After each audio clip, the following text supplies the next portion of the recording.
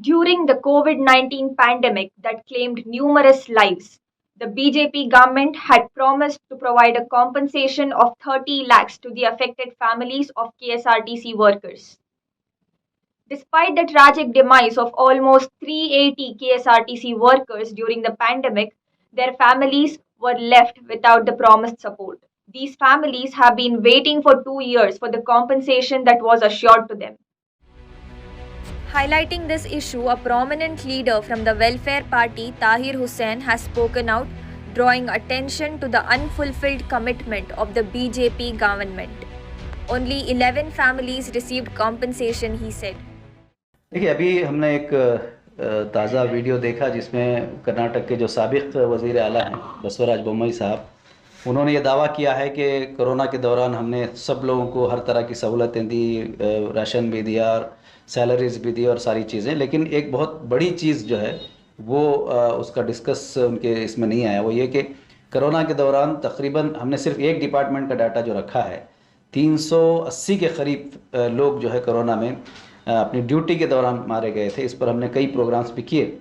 तो इनमें से सिर्फ 11 फैमिलीज़ को ही कंपनसेशन अब तक दिया गया है। हमने दो मरतबा RTA से मालूमात की, हो सकता है कुछ प्रोग्रेस हुआ हो, लेकिन कोई डेवलपमेंट नहीं है। किसी और अभी तकरीबन 360 फैमिलीज़ जो है अभी भी इंतज़ार में हैं। उनका डॉक्यूमेंट सारी चीज़ें गवर्नमेंट के पास मौजूद है, लेकिन अभी तक कोई कंपनसेशन नहीं दिया गया है। तो ये दावा जो कर रही है BJP वो बिल्कुल गलत है।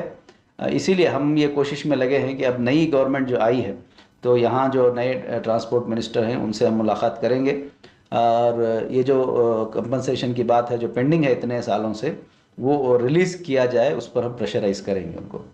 BJP ने ये जो कहा है कि हर तरह की सहूलतें दी गई थी, वो बिल्कुल गलत है।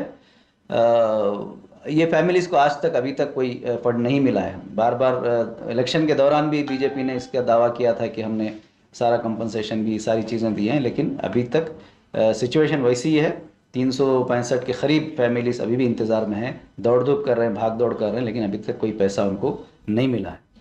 With the change in government, the Congress party has assumed power. We had the opportunity to interview Y. Saeed Ahmed, a Congress leader who shared his perspective on the matter. He said that the BJP's failure to fulfill its promises likely played a role in its electoral defeat. कोविड-19 में